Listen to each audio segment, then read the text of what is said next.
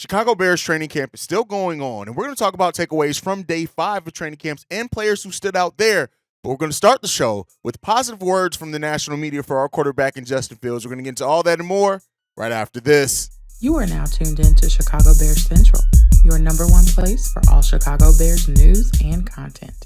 What's going on, Bears fans? Welcome to another episode of Chicago Bears Central, your number one spot for everything Chicago Bears related. I'm the host here, Haize. You guys can follow the channel right off the top at Chi Bears Central on every social media platform we happen to be on. But with that being said, let's go ahead and get into the content for today. So, you guys know, we've been talking about debunking a lot of this national media conversation around the Bears players, Justin Fields specifically, some with Chase Claypool, and there is that Chicago bias. Whether you agree with it or don't, I feel like it is. I feel like there's a bias against Chicago athletes. I feel like in general, when Chicago teams do something that similarly teams around the NFL or any other sport do, we are judged a little bit more harshly on it. That's why it's even more important to highlight the people that, not just because they say glowing words about our players, anything, but because of the fair and honest takes. And we got one this morning from Mike Greenberg. I'm going to go ahead and play that now. I would like to take a moment to remind you of a young man that I fear you may have forgotten.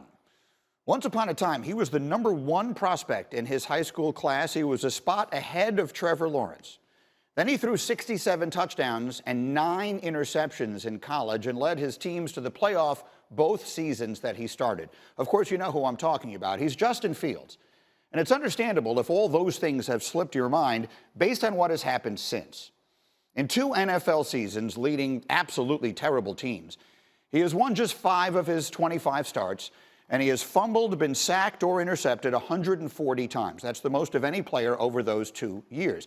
It's been so unsightly that some people thought the Bears should have used the number 1 pick this spring on a new quarterback. Well, let me tell you why they didn't.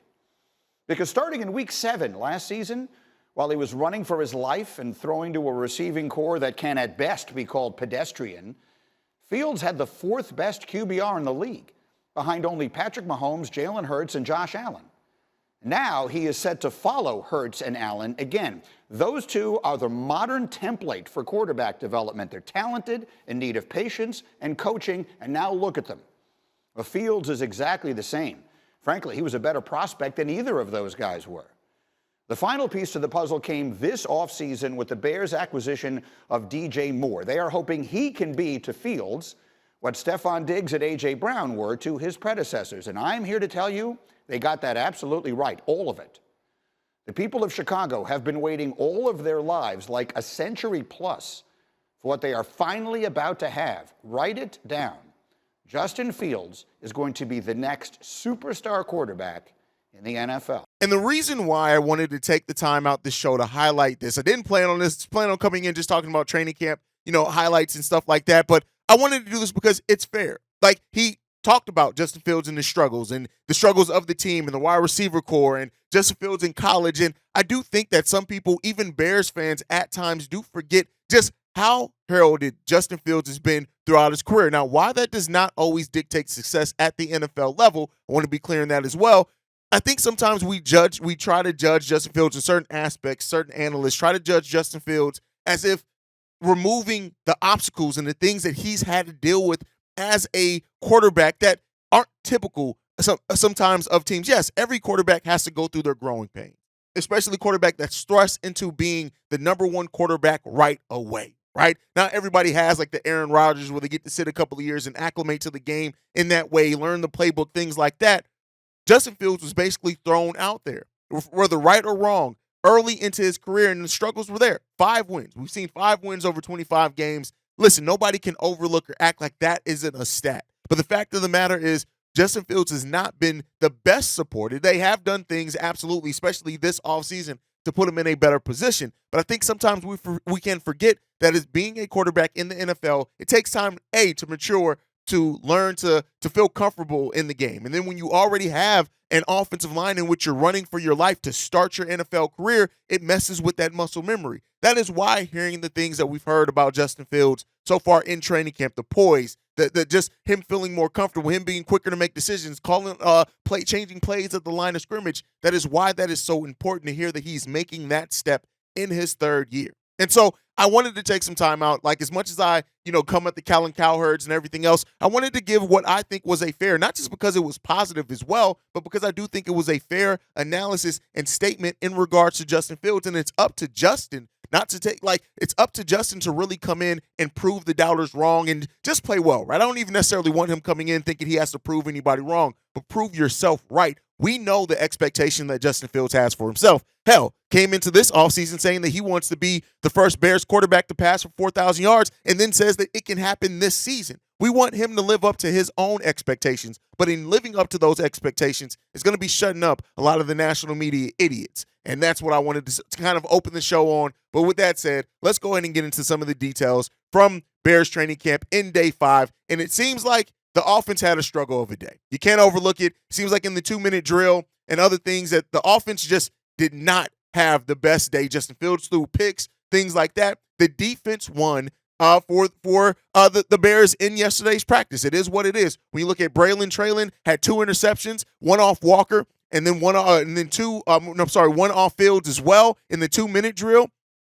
Halle Gordon had a pass breakup again in another 2-minute drill, and Jaquan Brisker barely missed the interception, undercutting a throw from Walker as well. So at the end of the day, the defense has won the day. It looks like there were struggles from P.J. Walker. Velus Jones struggled a little bit as well, but that's a good sign for our defense that they are stepping up, learning the plays, having their instincts right. But that rough 2-minute drills, we talked about a 2-minute drill that the Bears had that was positive the offense had in Friday's practice, to come into now Monday's practice and struggle with that 2-minute drill. It is what it is. Those growing pains you have to go through. They're called growing pains for a reason. You have to go through those growing pains to excel and adjust to things and learn, right? If everything's all easy going throughout training camp, you're not really going to learn and adapt once the pads are on and you're facing other teams in the preseason. So, it is what it is. Justin Fields, it looks like they were playing pretty well up until that 2-minute drill. Looks like also Chase Claypool played pretty well, but we'll talk more about him when we talk about specific players that stood out in training camp in day 5. But overall, it happened. Justin Fields, though, they said that he was sharp in 7-to-7 drills, that he made it. He went 8 for 10 today in those 7-to-7 drills. He's getting the ball off quickly. He had a couple of short throws as well, so we need to see that. Looks like they're spreading the ball around as well. And so Eberflus did say the ball wasn't on the ground a lot. So, hey, they're learning to spread the ball. They're working into that passing game. The fact that it looks like Justin Fields is not only working out with that chemistry with DJ Moore, but we're also hearing Tyler Scott, Chase Claypool, and him are all building in nice chemistry. Looks like Tyler Scott also went against quarterback 1 with Jalen Johnson, and so he had some success there as well. So for those that are saying and hoping that Tyler Scott is going to be given or earned, because I don't want anybody to be given anything, right? I want to choose my words poignantly there. I that Tyler Scott is earning some opportunities with that first squad, going up against quarterback the cornerback 1 in Jalen Johnson. That's all it seems. So it seems like spreading the ball around that he did was a good thing. The undrafted rookie Braylon Traylon has shined in yesterday's practice. Seems like he had a super impressive day. This coming from Kevin Fishbane saying undrafted safety Braylon Traylon with 2 interceptions today at Bears camp. The second coming on a heave from Fields for Tyler Scott's on 1s versus 2 teams drill. So, hey, listen, that's where you get Ryan Poles continues to find value later in drafts. And now, even with it, could Braylon be the next Jack Sanborn, right? That is the question that you're asking, not at the linebacker position, but at the safety position, right? And the more depth that we have, especially more quality depth that we get at reasonable deals, and we find diamonds in the roughs, especially through undrafted rookies. Hey, I'm not really to throw anything towards Braylon Traylon yet, right? But it's good to see that he's stepping up, having that good opportunity, playing against the first team offense as well. And so, we'll see. It also looks like overall, the checkdowns for Justin Fields. It looks like he's going through, he's trying to improve as a passer this season, as we already know, and he's showing growth in that area, which was one of his biggest weaknesses last season, is that the checkdown. So it looks like he's having accuracy on the deep ball throws, but he's going to the checkdowns. He's making those short intermediate passes a little bit better, and that they're kind of emphasizing those checkdowns for Justin Fields to grow that part of his game. So it looks like there was 3 straight checkdown completions for Justin Fields in 7-on-7s. One was to Tyler Scott, one was to Chase Claypool, and one was to DJ Moore. So again, spreading out that ball like we like to see, that we want to see from this offense. Not that it's going to be, the most mind-boggling or the most exciting plays once the season is on, but those are the plays that can extend drives. Those are the plays that can get you in a good position on third downs, right? If you had a little struggle on the first down, those are also possessions that you could get extra first downs, extra possessions on. So that's what we continue to want to see. And it looks like a battle is brewing between rookies Tyler Scott and Terrell Smith, which I love to hear. We heard about DJ Moore and Jalen Johnson going at it. So to hear that, the rookies are going at it as well as training camp while both of them are still trying to earn roles. Matt Eberflus already saying that it's not out of the realm of possibility that Terrell Smith could end up being a starter for this Bears team, which is wild to hear that we have that level of depth. And as you guys, if you've been watching the show, C-Dub, I don't necessarily agree with it, but C-Dub, one of the other co-hosts here, also has said that Terrell Smith maybe could be stepping in for Jalen Johnson if Jalen is moved or does not resign. So to hear that, Terrell Smith is turning some heads, performing well so far in training camp is a good sign for him no matter what happens. And that's not because of what will happen or won't happen with Jalen Johnson, but again, that depth portion is important for it. And we keep hearing, this is a consistent thing. DeMarcus Walker is bringing the leadership to that defensive line. He's bringing the energy. He's bringing the leadership. He's kind of setting the expectations for tones on that defensive line for the Chicago Bears. We continue to hear that. It looked like he went up against both Braxton Jones and Darnell Wright, and he bested them on a lot of occasions as well. So once we start seeing the pads on, of course, we'll see that a little bit more. But the fact of the matter is he's being loud. He's being vocal. That's the direct quote coming out of training camp in regards to him. And the Bears do need that leadership on that defensive line that has a lot of questions on it. It also looks like the defensive line has been putting pressure on Justin Fields, at least in yesterday's practice. Greg Bragg saying this: the defense has made Justin Fields throw out of bounds multiple times with defensive line pressures. DeMarcus Walker in hot pursuit at times. So listen, when you talk about Fields being forced to go to those checkdowns, that happens because of the pressure being put on the quarterback to where he can't wait on his progressions to go through. That's what we're seeing as well with Justin Fields. With the defensive lines in regards to Justin Fields. So, again, once the pads are on, which I think the pads come on today is when they come on, that's when we'll start really seeing how, the battlings happen in those trenches areas, things like that. But we're getting good signs out of everything. So that's what we'll see. Now, as far as players that have stood out, I already talked about DeMarcus Walker. He's absolutely been a standout in training camp, setting that expectation, being vocal, things like that. It also looked like Tariq Stevenson, who had maybe a rough start to the first couple training camp practices, has really come on. They said that he's had several welcome to the NFL moments over this time, lining up against DJ Moore, Chase Claypool, also splitting first-team snaps with Terrell Smith, and Clay Harbor saying this: Tariq Stevenson just blanketed Chase Claypool and picked off Fields. Great play by the rookie. The dude is scrappy. Tariq Stevenson is going to go through his growing pains. We know he's going to be targeted early. The same thing that happened to Kyler Gordon. Same thing's going to happen to all young quarterbacks. The team is going to try to zero them out and focus on them. But it seems like Tariq Stevenson is learning from his mistakes early on, and he's getting better each and every practice on his way to potentially being that starting cornerback for the Chicago Bears next season. So it does seem like he's coming out of it.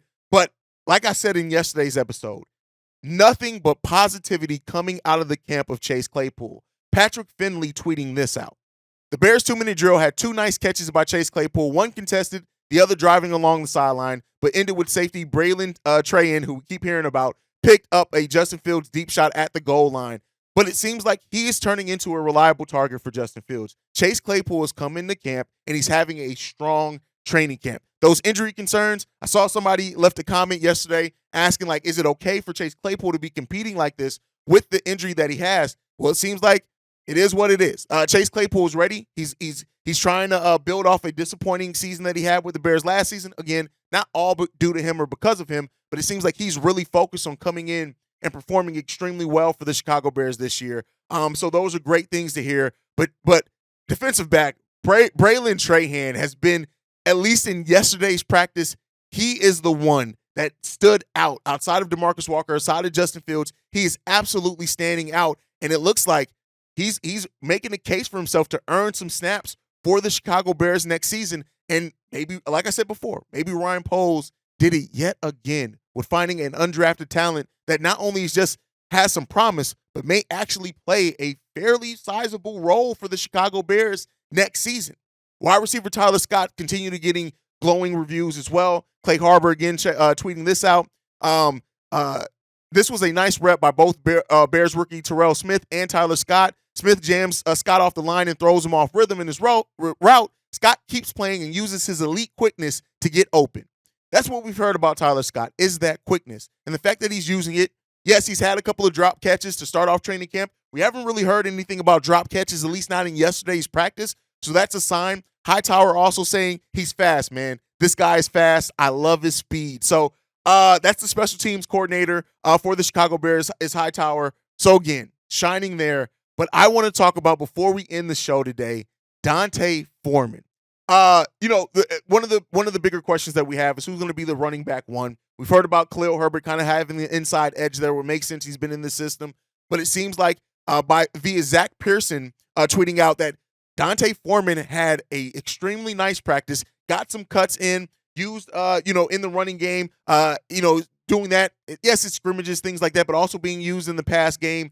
It still seems like Khalil Herbert is still quote unquote on pace to be the starting running back next season. But D'Onta Foreman is turning heads as well. We haven't really heard too much about Roschon Johnson, which, he hasn't really worked with the first team at all, which kind of points to the Bears aren't really probably planning on using him with the first string too much. But like I said before, he's going to get a lot of opportunity in preseason as well. But that really wraps up the episode.